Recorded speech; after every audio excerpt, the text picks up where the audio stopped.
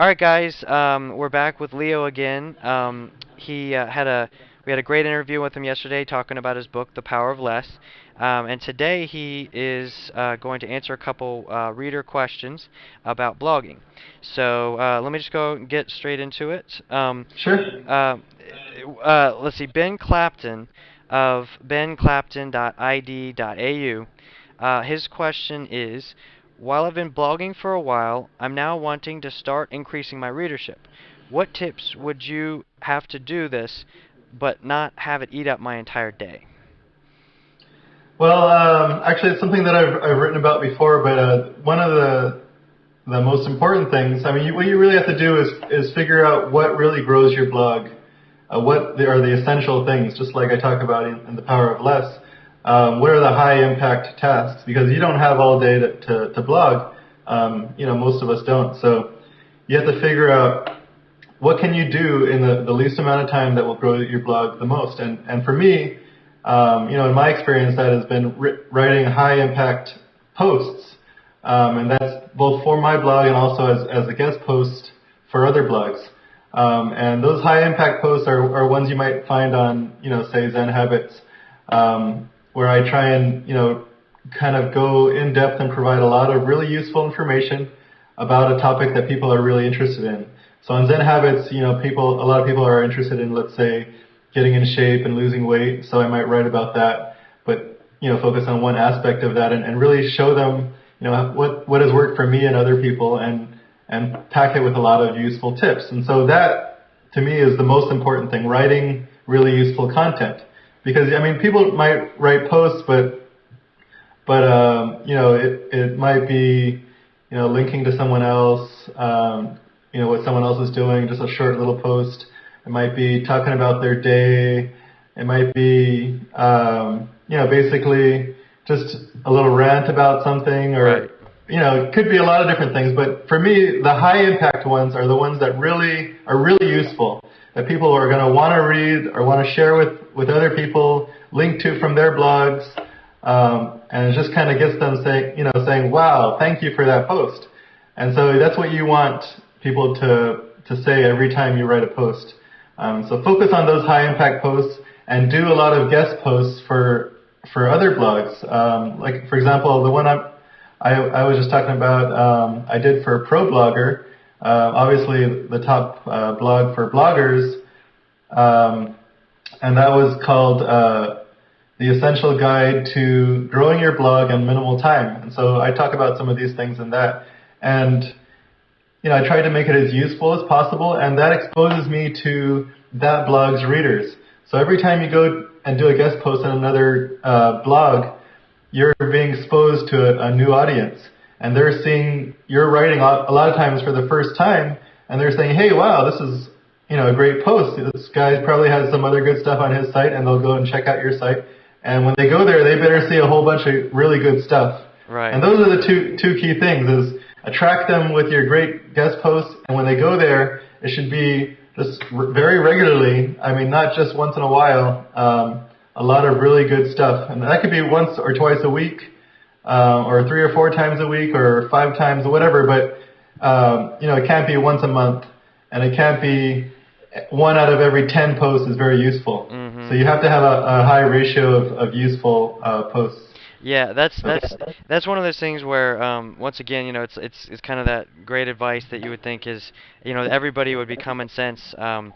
But I think you're right. There are a lot of blogs that you go to, and you might hit a really good post every once in a while, but a lot of it is more fluff, more kind of just conversational, and that's great. But I agree that if you want to post that people are going to be talking about later on that day, or linking to, yeah, you're right. The high impact posts definitely tend to be the ones, and I will definitely vouch for Zen Habits being a blog that is filled with high impact posts. I think one of the things, just random, I remember when I first started reading Zen Habits, a lot of times you would come out with posts that had so much meat to them. I think some people would even comment like, man, that was hard to get through. There's so much content, because everything you were saying you know, you wanted to take your little pad out and write about it, you know, write it down and note it and stuff. So yeah, you And definitely. actually, that brings up another point, something that I've discovered just through experimenting with, post length and how much material you put into a post. Because you can do a short, useful post or a really long one, and how do you find the balance? Right. And one thing that I found,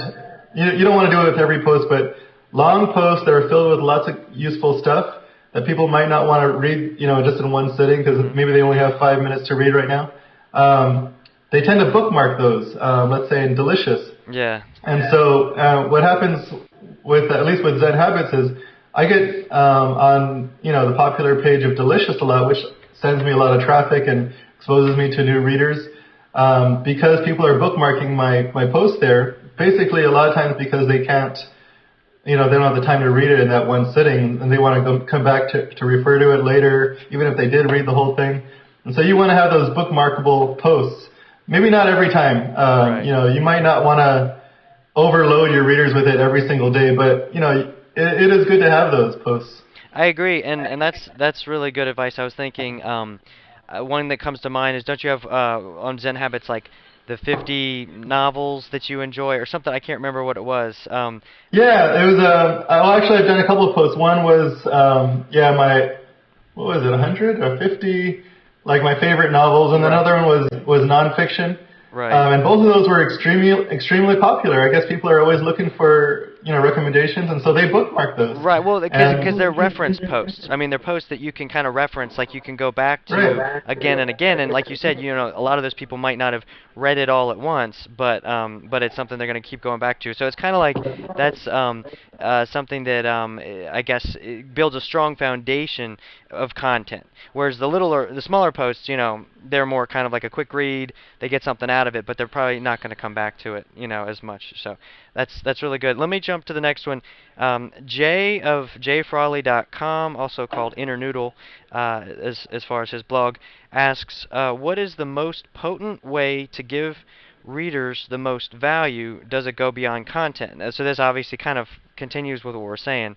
Do you have anything to add to that? Well, another thing is, I talked about, you don't want to have 1 out of every 10 posts be useful. Because a lot of times people will just post little short updates. Sometimes it'll be, I haven't posted in a while. Sometimes it'll be, I'm watching a good episode of, Gossip Girl or whatever. Right. You just, a lot of times they're not useful, or maybe slightly interesting, but you only have so much time, and you don't want to sift through all of these non-useful posts to get to the good stuff. Right. And I always refer to that as signal to noise ratio, famous Mhm. term. So you want to have a high signal to noise ratio. You don't want to have a lot of noise where they have to try and find that important stuff. Again,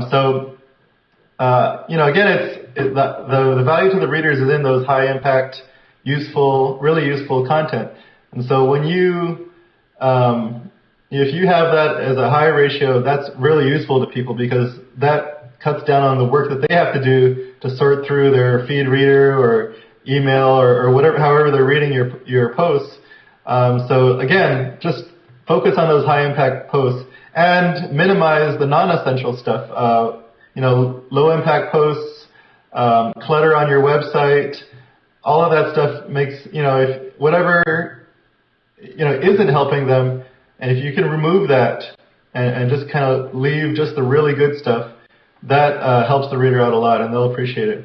Yeah. One Well. thing that I hate is pop-up things, whether it's ads or a little thing to subscribe. So Right. if you have that on your site, I'm not saying that you have a bad site, but just know that there's a lot of readers like me who get annoyed by those things and are probably leaving. So, Right.